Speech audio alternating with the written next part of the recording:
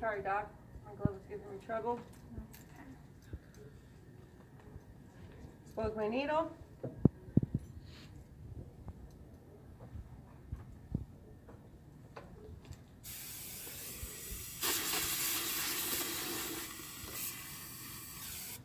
All right, about five minutes for a patient to get numb. Patient is numb. Again, Doc's going to verify we're working on that tooth.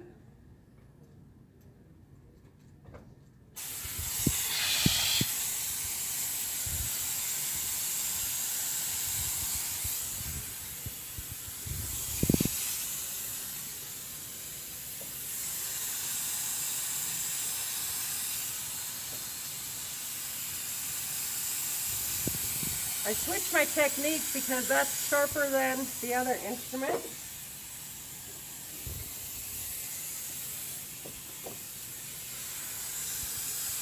Doc, this is hard to open.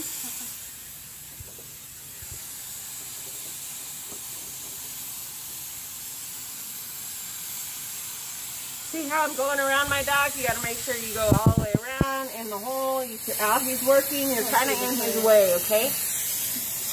All right, so she broke off the crown. The roots are still in the bone. All right, now we're gonna go to surgery. So Doc's gonna be like, man, we're ready. So this is our point and break. So now I'm just gonna open all my surgery stuff. Oh, I'm a bad assistant. Would you run and give me a handpiece?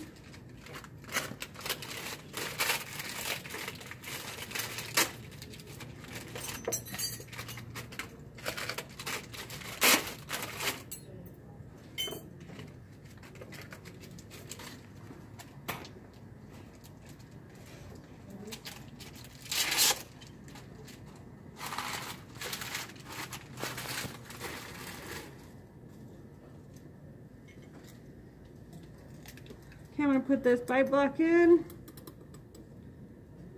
Just bite on that to relax your jaw.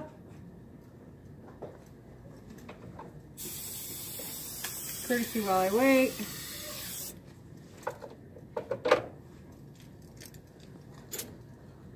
And Doc is literally standing there watching you. Just like that. That's uncomfortable. All right, there you go, Doc. All right, so she's going to be indirect vision. I now have to use something like this because I need to make sure, because that burr is super long. It's going to stick out about right there, about 1 inch off of your handpiece head, okay? So I'm going to retract my patient's lip while she goes. All right, check this out. If that handpiece decides not to spit water, I now have to retract and I have to put water on the burr, okay? So, all right, let's say it stopped. Let me get some water, Doc. What was it? I communicate with my doctor because they don't want to work or they have to stop because I need to retract. We're going to use the water that they suggested, not the water from the HPE. And I'm going to spray the burr. What she's doing at this moment, she is separating mesial and distal roots. Okay, so we call that sectioning. We're going to section the tooth, mesial to distal. So let's say she's done. So go ahead and hang that up.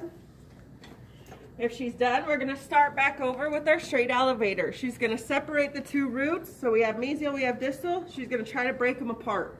So the roots are going to be inside the hole, looking like they're going to go like this, okay? All right, so we got one.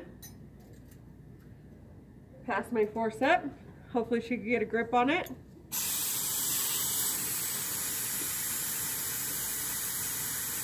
All right, she's going to be delivering a mesial or distal, whatever one she prefers. Okay, now we go back again. She's going to do the other one.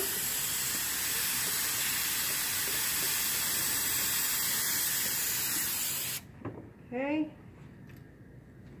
Give that to her.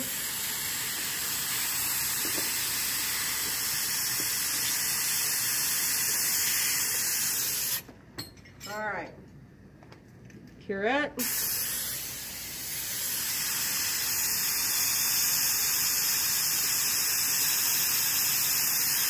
Irrigate.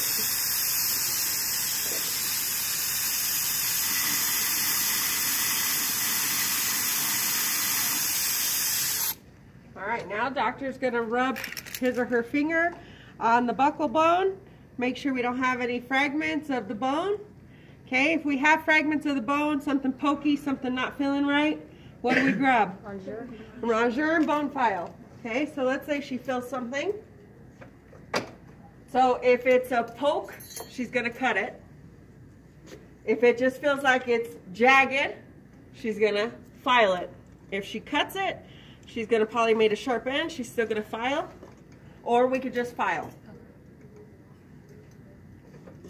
Now we're gonna irrigate again because we have fragments and debris.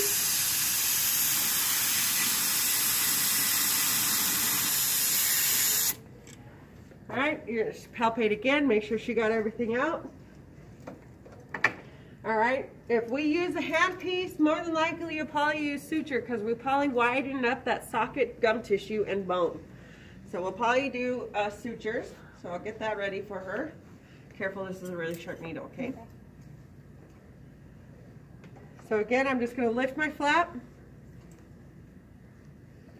pinch the corner of that. Then I gotta adjust. Okay, that's out of years practice, how to adjust the needle. I'm gonna pass that. I'm gonna have this ready because we can't suction at this time. She's gonna suture. She's probably gonna pass me the mirror to tie the knot. So I'm gonna hold this, she's gonna tie, you know, like they do. They're gonna tie. Well, after they're done tying, I'm gonna come in and I'm gonna snip. Then they're gonna pass me that. Okay, be very careful where the needle is at. Some doctors will take it out and they will clamp the pointy part.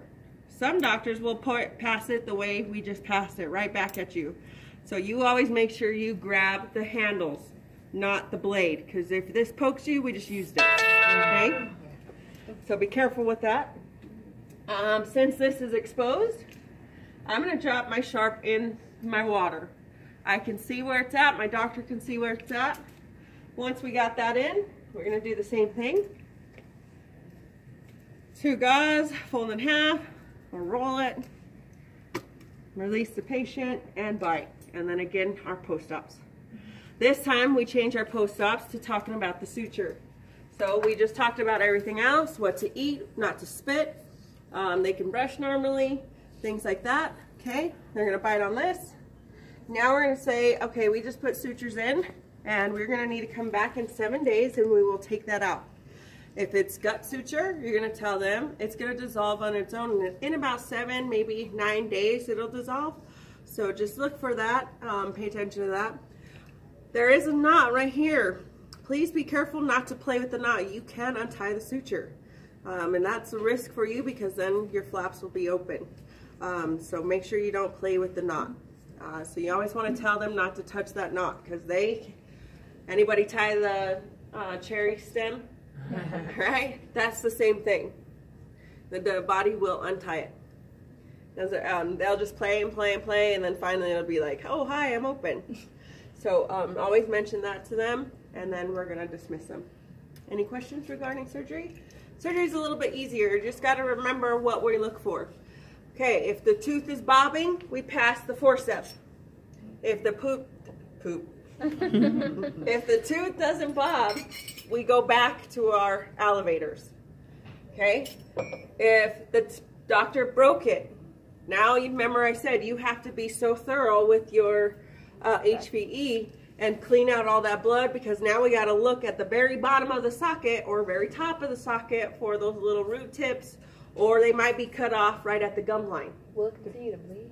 Oh yeah, because we're still in surgery. When they suture it, will it continue to bleed? Yep. But you don't use your HVE? No, because we want, because if I use my HVE, I'm in the way. Okay. Or I could suck the gum tissue further apart. Now the gum tissue looks like we have over here gum tissue, over here gum tissue, and then there's just a string. Does that make sense? Yeah. We could pull it away. Okay. So we want to take it out. Okay. You'll suction afterwards, so you'll clean or whatever after the fact, because we're already done inside the hole. Okay. Let's see, what else? Always have your surgery stuff ready, because that's the dental assistant curse. I promise it happens more often than none. When you go into your office and you have the dental assistant curse, you're gonna be like, I knew I should have grabbed that. That's when I want you to be like, yep, Miss Martinez warned me. That's when I want you to remember me, because I'm like, whatever you don't set up, you're gonna need, because that's always the dental assistant curse, okay? Anytime we do anesthetic, we're gonna take our blood pressure, so we'll tell the doctor your blood pressure. What I see in the charts as well is when you guys say medical history updated. So what that technically means is they filled out a new medical history form. They only do that once a year.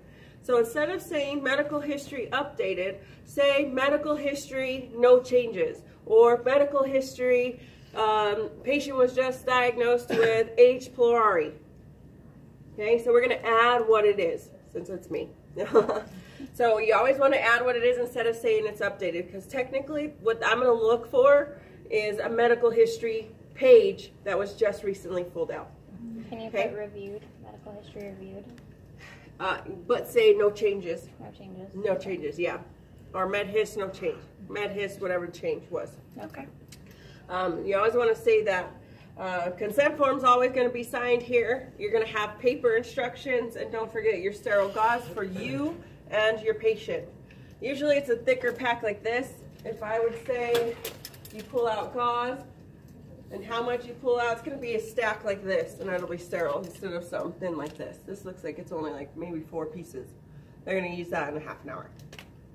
The minute it gets soggy, anybody have a tooth extracted, whether it's wisdom tooth or any other tooth, you know, the gauze gets soggy, and then they want to, it's like, oh, that doesn't feel right. They put a new one in. So I always want to give them extra gauze. If they smoke, you might want to